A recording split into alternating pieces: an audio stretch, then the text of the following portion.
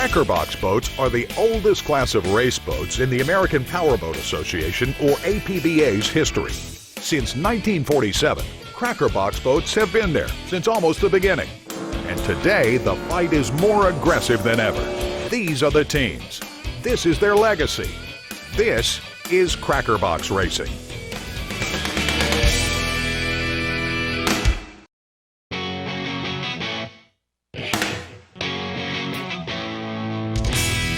Five days from race day, teams are in the shop gearing up for their first event of the season, and already they're hitting snags.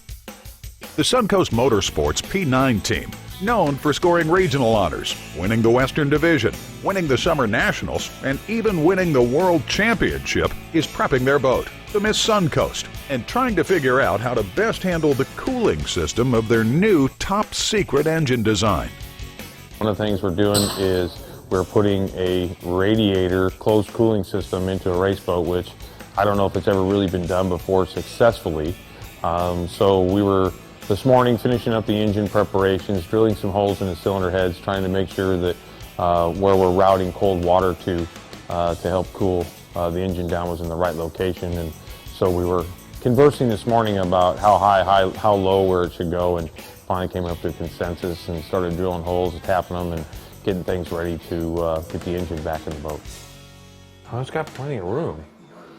Just wonder where does the I mean, how thick is it going to be? You know, this thick? Put your hand, finger all the way down in there. Yeah, but how thick is the wall? You know, I don't know. Half inch, 5/8. I don't know. I just don't know where we're going into. That's the problem. Is that if we go in the wrong spot, one, if it doesn't do anything. Two, if we go through something, then we're pulling the head all apart, and then we're trying to have it fixed, and then we're screwed. You know. There's only one other Crackerbox that I know of that tried to put a radiator in. Normally it's water pickup from the bottom of the boat. The water gets picked up from the lakes or the ocean or whatever, and the water spews out of the side of the boat. This time we had a custom built radiator that we're trying to get rid of all that drag from the bottom of the boat and trying to pick up more horsepower, and we're trying to get this set up for Bakersfield, which is coming up next weekend. To make matters worse, the team has hit another snag. Placing the radiator in the right location didn't turn out as easy as planned. The more you angle, the more you're going to have problems with air going through that radiator. No, these fans are going to find air. Trust me. Okay, in an off-road race truck, the frickin' radiator's mounted like this. Okay, it's flat. That's right. They get all the air they need through it. That's right. Okay, so why am me putting this on a 45 going to have a problem? A low pressure area. You're going to have air. What do you mean a low pressure area? What do you? The fans draw all the air. They have 4 big fans on them that draw all the air. I totally understand what you're saying. You're not talking about something that's running at 6,000 RPM all the time, so they have up and down with them. What I'm telling you, I don't know. Running the Baja 1000, they're pretty well open in the throttle. From my personal experience on the helicopter, and that's the only thing I can go. So I'm telling you right now, as soon as you start getting air that's not straight into that radiator, I don't care how many fans you have. If you don't have enough pressure there to pull it through, it's not going to be as. But all I'm saying is you have to guide the air through the radiator. Okay, but I'm never going to get it in there. If I have to cut these holes on an angle and then put the scoop over it to help guide it in there, then that's what we'll do.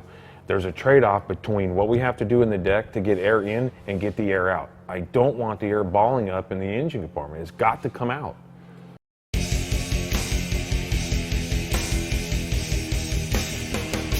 We're in the final stages of installation design for that radiator, as it's very difficult since it's never been done to come up with the right locations for things, the right angles, making sure we get enough airflow to it to close the system up. So they're doing the final design stuff, getting ready to start cutting brackets so that I can start welding and putting things together so we can actually get the installation complete, hopefully tonight before we all go home, or there's going to be no chance we're going to be making it to a race in 5 days from now.